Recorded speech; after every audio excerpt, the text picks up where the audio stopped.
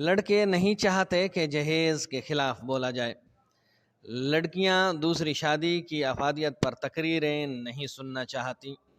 بھائی نہیں چاہتے کہ بہنوں کی وراثت پر بات ہو۔ سیٹھ لوگوں کو حرام کمائی پر خطاب پسند نہیں۔ مزدور طبقہ کو محنت و جہد مسلسل پسند نہیں۔ بیویاں چاہتی ہیں کہ صرف شوہروں کی ذمہ داریاں بیان ہوں۔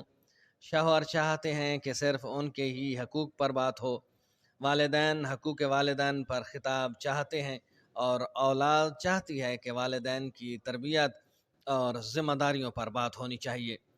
شہری اپنی ریاستی ذمہ داریوں سیوک سینسز پر لیکچر نہیں سننا چاہتے۔ ریاست صرف اپنے قوانین لاگو کرنا چاہتی ہے۔ عوام کے بنیادی حقوق بارے ریاست لا تعلق رہنا چاہتی ہے۔ افراد کی تربیت کا بہترین معیار یہ ہے کہ ہر شخص خود احتسابی کی طرف آ جائے، کیونکہ تربیت یافتہ افراد سے ہی مزین معاشرہ ہی ایک صحت مند قوم اور اعلیٰ ریاستی نظام زندگی کی بنیاد ہوتی ہے۔ سسٹم اور معاشرے کو بدلنے کے لیے خود کو بدلنا ہوگا۔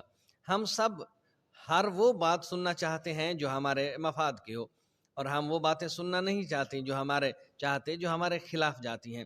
لہٰذا ضروری ہے کہ خود احتسابی کا آغاز کیا جائے، تربیت یافتہ افراد پیدا کیا جائے۔ تربیت یافتہ معاشرہ ہی ایک صحت مند قوم اور اعلیٰ ریاستی نظام کی زندگی کی بنیاد ہوتی ہے۔ لہذا خود کو بدلنے کا آغاز آج سے ہی ہم سب کو شروع کر دینا چاہیے۔ یہ تھی آج کی زبردست باتیں جو آپ دوستوں کے ساتھ شیئر کی گئیں۔ امید کرتے ہیں یہ آپ کو پسند آئیں گی۔ ویڈیو پسند آ جائے تو چینل کو سبسکرائب کیجئے گا، ساتھ میں لگے بیل آئیکن کو ضرور دبائیے گا تاکہ نوٹیفیکیشن آپ دوستوں تک بر وقت پہنچ سکیں۔